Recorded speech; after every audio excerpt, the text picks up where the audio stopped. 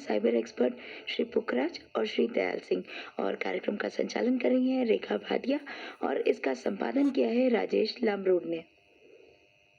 श्रोताओं नमस्कार। आज हमारे साथ स्टूडियो में हैं जोधपुर जिला ग्रामीण पुलिस के साइबर एक्सपर्ट्स। आप हैं कांस्टेबल दयाल सिंह जी और आपके साथ हैं कांस्टेबल पुखराज बिश्नोई। आप दोनों को हाल ही में जिला पुलिस अधीक्षक ग्रामीण धर्मेंद्र सिंह यादव ने साइबर क्राइम के केस सॉल्व करने पर सम्मानित किया है। सबसे पहले तो आप दोनों को बहुत बहुत बधाइयाँ इस सम्मान के लिए। और दयाल सिंह जी से हम सबसे पहला जानना चाहेंगे कि आपको ये सम्मान किस अचीवमेंट के लिए दिया गया? हमें यह सम्मान वर्ष 2023 में विभिन्न परिवादियों द्वारा 1930 व साइबर क्राइम वेबसाइट पर जो साइबर फ्रॉड संबंधी शिकायतें दर्ज हुई थी जिला जोधपुर ग्रामीण में, इस संबंध में दिया गया है। वर्ष 2023 में हमारे द्वारा 59 साइबर फ्रॉड शिकायतों में कुल 35,80,835 रुपये विभिन्न परिवादियों को रिफंड करवाए गए। 1264 साइबर फ्रॉड की शिकायतों में कुल 1,10,85,800 रुपये विभिन्न खातों में होल्ड करवाए, जिन्हें कोर्ट ऑर्डर द्वारा परिवादियों को रिफंड करवाने की प्रक्रिया जारी है। वह 37 मोबाइल फ़ोन जो गुम हुए थे विभिन्न पीड़ितों के, जिनकी लगभग 7 लाख रुपए कीमत है, वो बरामद कर हमने पुनः पीड़ितों को सुपुर्द किए। वह साइबर फ्रॉड अपराधियों द्वारा कुल जो मोबाइल नंबर यूज़ में लिए जा रहे हैं 894 मोबाइल नंबर हमने ब्लॉक करने के लिए टेलीकॉम कंपनियों को भेजे थे। इस संबंध में हमें सम्मानित किया गया। सबसे पहली बात तो ये है कि ये जो आप बात कर रहे हैं वो आम जन की सबसे बड़ी शिकायत है और बहुत सारे लोग इसका शिकार हो चुके हैं, और आपने ये जो काम किया है सर वाकई काबिल तारीफ है सर। सबसे पहले तो ये जो हम शिकायतें करते हैं जाकर, कई लोगों का कहना है कि केस सॉल्व हो नहीं पाते। आपने कहा मोबाइल फ़ोन भी आपने बरामद किए हैं, तो इससे कई लोगों के दिमाग में ये आएगा कि हाँ हम शिकायत करें तो कुछ हो सकता है। बहुत बढ़िया सर। अगला प्रश्न हम करना चाहेंगे पुखराज जी से। हम आपसे ये जानना चाहेंगे सर कि श्रोताओं की ओर से कि साइबर क्राइम आखिर है क्या? धन्यवाद रेखा जी, आपने आज स्टूडियो में आने का मौका दिया। श्रोताओं को जो भी अपने मोबाइल उनका उपयोग करके व्यक्ति कंपनियों या सरकारी सिस्टम को लोग जिसके साथ धोखाधड़ी करते हैं या उनको हैक करते हैं, वही साइबर अपराध होता है। वास्तविक लोगों को जीवन को प्रभावित करते हैं और इसमें ईमेल, वेबसाइट इत्यादि को हैक करके वो अपना मकसद पूरा करते हैं।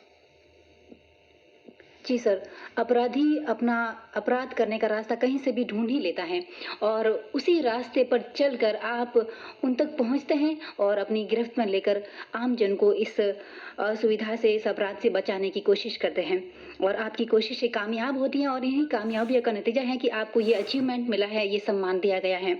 दयाल जी से हम ये जानना चाहेंगे कि हमारे श्रोताओं की ओर से अगला प्रश्न ये कि इन केसेस को आप कैसे करते हैं सॉल्व?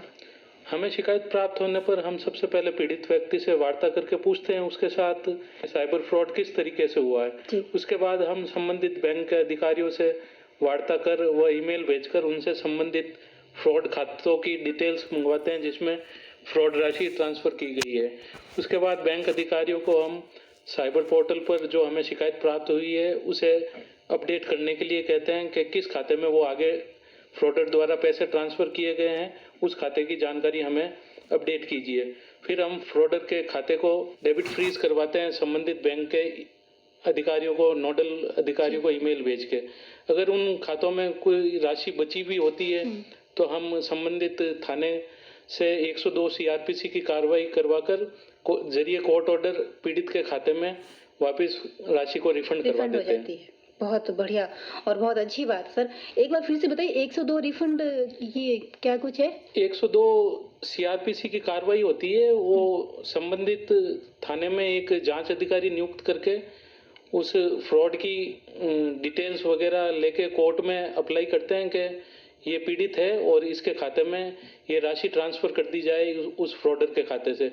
तो उस प्रक्रिया को 102 CRPC की कार्रवाई कहते हैं। अच्छा। उसके द्वारा रिफंड करवाई जाती है पीड़ितों को राशि। फ्रॉड वाली। ओके सर, अब हमारा अगला प्रश्न हम करते हैं हमारे प्रहलाद जी विश्नोई साहब से कि हम लोग सभी कंप्यूटर्स का इस्तेमाल करते हैं, मोबाइल का इस्तेमाल करते हैं। सबसे पहले आप ये बताएं कि हैकिंग से कैसे बचाएं कंप्यूटर को और क्या-क्या सतर्कताएं हमें बरतनी चाहिए ताकि इस साइबर क्राइम के ज़माने में हम अपने कंप्यूटर को, अपने डेटाज को हम सुरक्षित रख पाएं?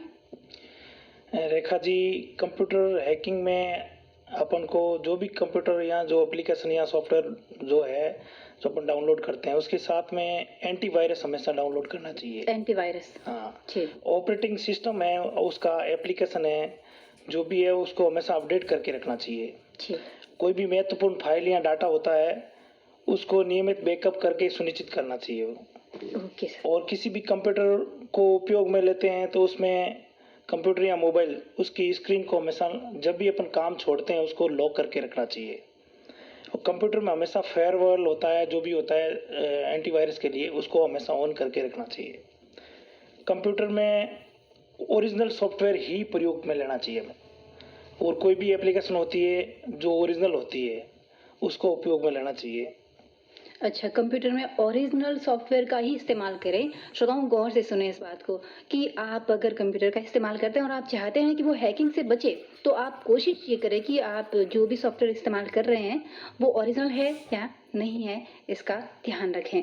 और अगला प्रश्न हम हमारे श्रोताओं की ओर से जानना चाहेंगे दयाल जी से कि अब हम ये बात करें कि बहुत सारी ऐसी चीज़ें हैं जिस पर हम ऐप है, कंप्यूटर है, मोबाइल है, जिस पर हम पासवर्ड डालते हैं, ईमेल है, तो उसका पासवर्ड किस तरह का हो कि कोई भी साइबर अपराधी उसको आसानी से क्रैक ना कर पाए और हमारा डेटा सुरक्षित रहे उसमें?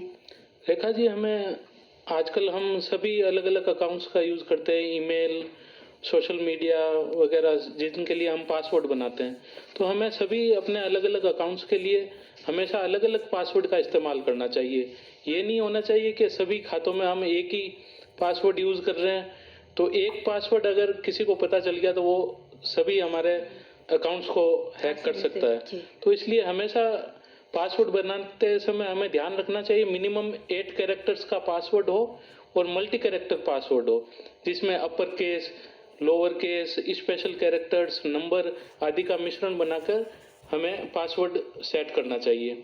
यदि गलती से हमारे पासवर्ड कहीं साझा हो गए हों तो उन्हें तुरंत चेंज कर देना चाहिए। नियमित हमें पासवर्ड बदलते रहना चाहिए अपने अकाउंट्स के, और पासवर्ड हमें कहीं पर भी लिख कर नहीं रखने हैं। अच्छा, हमें अपनी मेमोरी में याद रखने हैं। पासवर्ड लिखेंगे तो वो किसी के हाथ लगने के चांसेस रहेंगे।